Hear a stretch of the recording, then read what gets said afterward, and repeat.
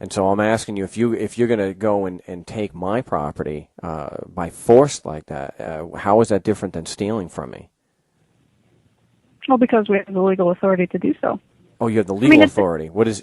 But yeah. So you would have to have evidence that the constitutional laws apply to me, right? Right. And now, without and the evidence, we operate based on the Washington State statutes that the legislature has completely spelled out what we are supposed to be doing here. Okay. And that's what we do. What? Okay. Now, without a legal sanction, wait, let me finish. Without a legal sanction, it would just be garden variety robbery. It's really the same. You're taking my property by force. And you only have what's called a legal sanction. So what evidence would you have to prove that the constitutional laws apply to me just because I was physically located in Washington? Look, I understand that you have there's an ideological kind of underlying main issue with the way that the government acts and, how the laws are spelled out. But, as I said before, my role here is not to answer those type of questions. Really? I have specific instruction, that we have as a regulatory agency, we have specific instruction from our legislature. Mm-hmm. It's all spelled out how we're supposed to be conducting ourselves, and that's what we do. And but that still begs the question. There's a bigger issue for us to prove what we're doing. I mean, that's just not something for me to do. Okay, but stick with me here and answer the question. What facts would you rely on to prove that the constitutional laws of the state of Washington apply to me just because I'm physically located in Washington? And as I already told you, I rely strictly on the Washington state statutes that are laid out for us. Great. Now, what evidence would you have that those apply to me just because I was physically in Washington? Well, why wouldn't they apply to you if you're physically in Washington? We're trying to separate garden variety robbery from a legally sanctioned seizure. So you are questioning the application of the vehicle impoundment regulations? Yes, we were asking for evidence. We've already spoken to a number of people at the RCMP, and they didn't have any evidence either, and one of them hung up on us. So we just want to know what evidence, if any, there is to prove that the constitutional laws apply to Mr. Well, Mr. is a Saskatchewan resident and a Canadian citizen operating his vehicle on Saskatchewan highways is subject to provincial legislation. And my understanding is his vehicle was impounded because he had failed to renew his driver's license. Right, but it still doesn't answer my question. What evidence is there that the constitutional laws apply just because he's physically in Saskatchewan? Well, the constitutional laws apply to anybody who's in this country. Let me just write that down. They apply to anybody. Well, how do how do you know that's true? Why do the laws apply just because someone's physically present in Saskatchewan? The laws of the United States apply to people that are in the United States. No, I haven't found any evidence to that effect, and I've spoken to many federal prosecutors, and they don't have any evidence. They can't prove. In fact, I've confronted a video on my website where I confronted the Tempe City Council. They can't produce any evidence either. So, but here, what evidence in this particular instance do we have any evidence to show that the constitutional laws apply to Mr. just because he's physically located in Canada? Well, let's put it this way, Mr. Stevens. Our position is that the laws apply. If Mr. is unhappy with that, he can certainly initiate a court action. But until such time as he pays the garage keeper fees, SGI will not authorize the release of his vehicle. Well, I understand. So if you're unhappy with that decision, then you certainly are in a position to challenge it through the Canadian courts. But I understand that's your position, that's your opinion. I just want to know what evidence you have that the laws apply. I mean, yes, beyond your say-so. I'm not. Obviously, you're taking exception to the application of the laws to citizens in this country. No, I didn't say Clearly, that. I didn't say that. I'm taking what I'm challenging is this assertion that they apply to everyone and that the laws apply. I understand that's just your opinion. I want to know what evidence it's actually based on. What evidence do you have that just because he's physically... Let me finish. What evidence do you have that just because he's physically located in Canada that the constitutional laws apply? We seized his vehicle. Yeah, I know. Well, in lay terms, they stole it. they took it by force, and I get that. I understand it. But what evidence do you or the police, the RMC? No, that's my evidence. They took his vehicle. If you want to make an argument that they stole it, then you'll have to do that through the courts, okay? Oh, your evidence. Let me follow this. Let me write this down. Your evidence that the constitutional laws apply are because they took his vehicle by force? No, we didn't take it by force. We took it under provincial legislation. Mr. Stevens, this conversation is at an end. Why? Why? You're not going to hang up on me rudely, are you? Yes, we are. You're going to be rude and just hang up the phone? I've told you what you can do if you don't like SGI's decision. Well, are you knowingly proceeding then, absent any evidence of jurisdiction, and that the laws and the Constitution apply? We are proceeding as if the laws of the Constitution apply. As if. Well, that's an interesting phrase. Do you have? I get that you're doing that. We don't believe that you have any actual evidence to prove that. Now, again, do you have evidence to prove that the Constitution? You keep interrupting. Do you have evidence to prove the Constitution and Code apply just because he's physically located in Canada? No, I don't. But you can. Wait. 1 second. Let me write this down. No, I don't. So you don't have any evidence of jurisdiction, but you're not going to give him his property back.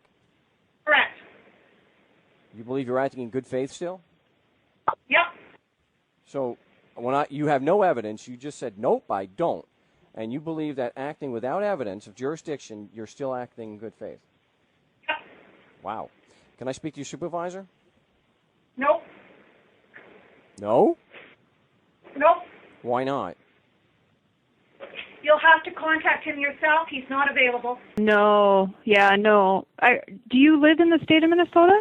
No, I don't. Okay. I'm helping a friend that's out there, and that's what I do. I help people resolve these matters. And I was calling, to find out. We needed to find out who was responsible to stop it, but nobody wanted to take responsibility for stopping it. They kept on saying we had to go to. They actually told me that I think it was we had to go to every single county agency and talk to them about it, which was just a nice way of saying, well, telling us where to go, that they weren't going to help.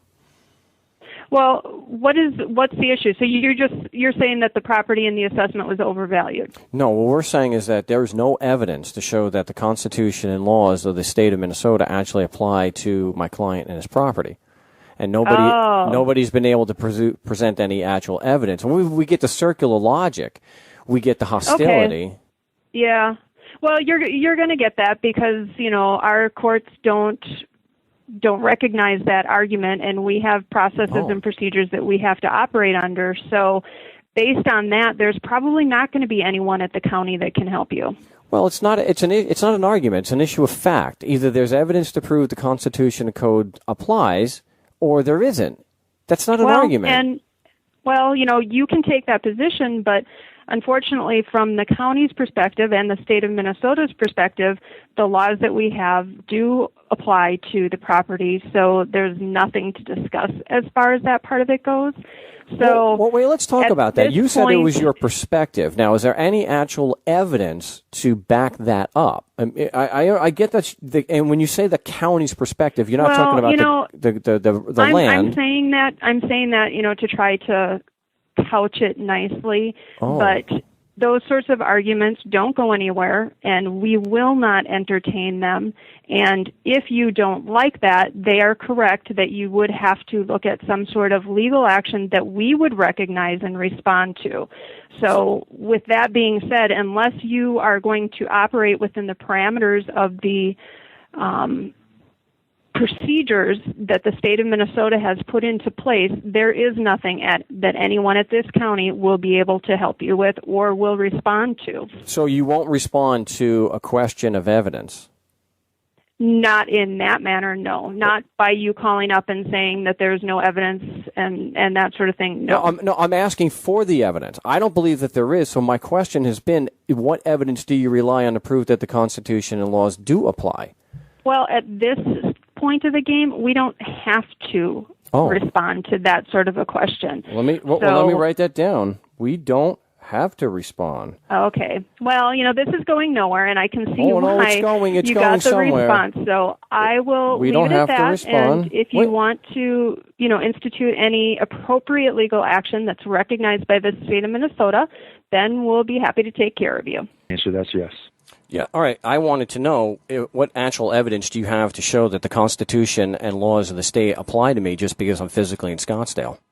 Well, you know what? Unless you fell asleep in 8th grade civics, you learned a little bit about the Constitution, the style of government, the 3 branches of government.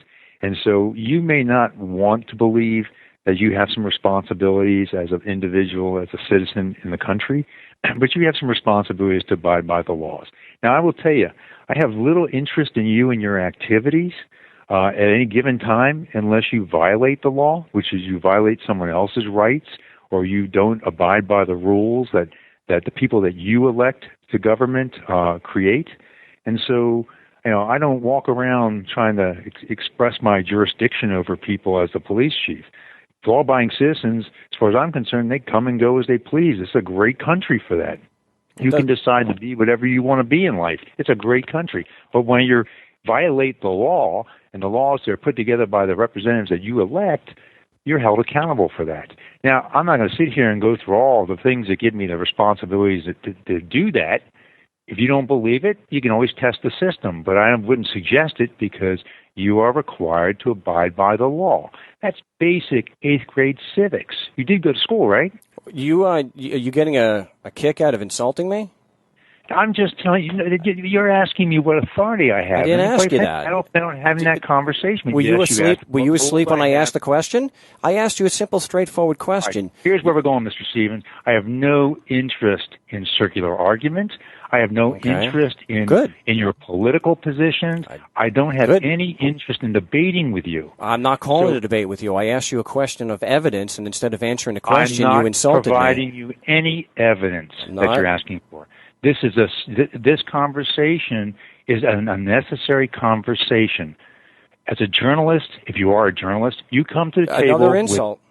You come to the table with a position that you're asking me to defend. Quite frankly, the Constitution of the United States. I didn't ask you that. And I'm not in a position or interest in doing that. I asked you what evidence you have to prove that the Constitution and laws of the state actually apply to me because I'm physically in Scottsdale. Now, without an insult, and I'm glad you're not interested in circular logic, you can just answer the question. I have no interest in providing evidence to you about your responsibilities as a United States citizen or an individual who is in this country. I have no interest in doing that. You can answer the question. It's a question of evidence. So you have no evidence. So you have no evidence. Whatever way you want to twist it, Mr. Stevens, you can twist it. I have no interest in debating with you what evidence I may or may not have to prove that as a citizen of this country, you have to abide by the law.